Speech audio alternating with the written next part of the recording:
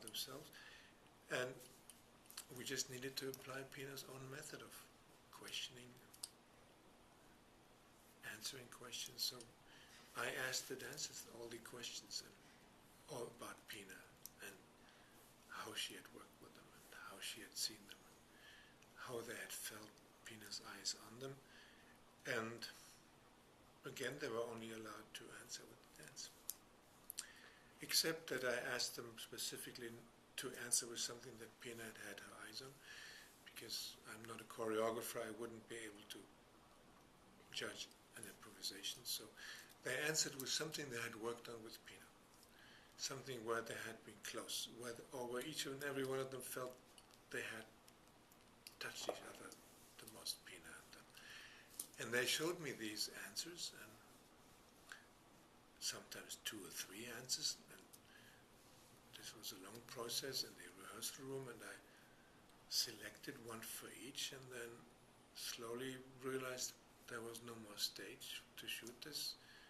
For these answers there was no sets, so to speak, no stage sets, so almost forced to it, we went outdoors, and I found places for specific places for each and every one. So you took advantage of 3D in this situation. Obviously, you're a visual man. So there's some extraordinary spaces that you picked with extraordinary depth.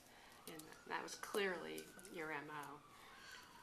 I picked these places also so my 3D cameras would be happy, and I picked them also in terms of the space they showed, and foreground and background and horizon. On stage, our space had always been limited to 20 meters, or 60 feet, or 80 feet, or something.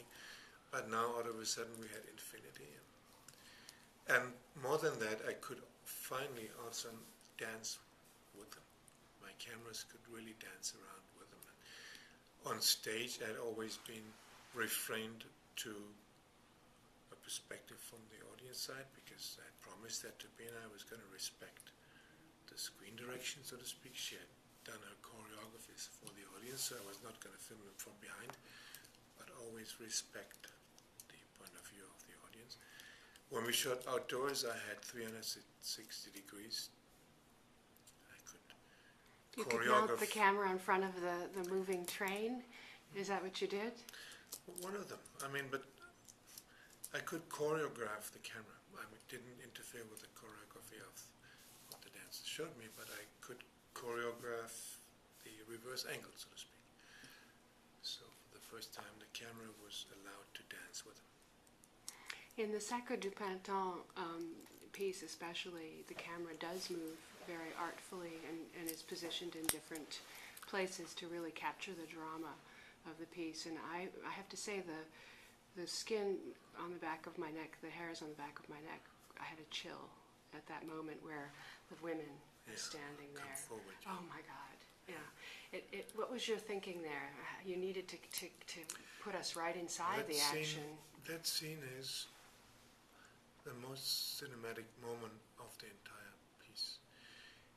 It is also the moment when the dancing stops, so to speak, and all of a sudden it's a very theatrical moment, with this big monster guy standing in the middle of the stage, and the woman, one after another, come and present the red dress to him. It's very cinematic. Getting a chill thinking about it. And already when I was watching it, and I saw it countless times, I always felt that this was the most that needed to be shot more like a movie than the rest of the choreography. For the rest of the choreography, it was important to find the right angle so that the choreography and its architecture would come across in the best possible way. But that moment is really, we really shot it like a movie. And actually the only thing in the entire film where we shot reverse angles, and the only exception I made from the rule that PINA and I had agreed on to shoot it from the audience perspective, that scene needed an exception of the rule, and it needed the reverse angle on the man while the women come forward. That for me was also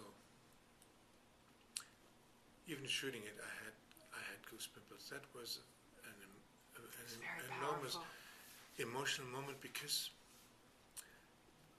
the camera becomes the eyes of the big monster guy, and the camera stands in his position, and the women present the dress into the camera, so to speak. And even for film actors, it's difficult to act into the camera. A lot of film actors hate that.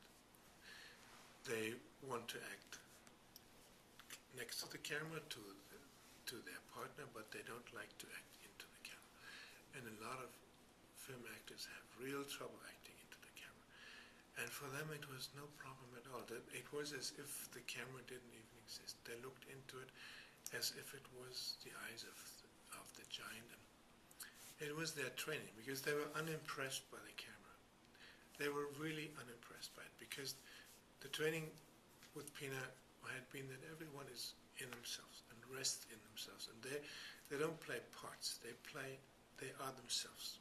More than you can possibly imagine, PINA's work consisted in finding their identity for each and every one of them. So there was no competition either. There was no outplaying each other. So they were in themselves, and they were acting as an ensemble, some sort of a utopian humanity, really, where there was no competition.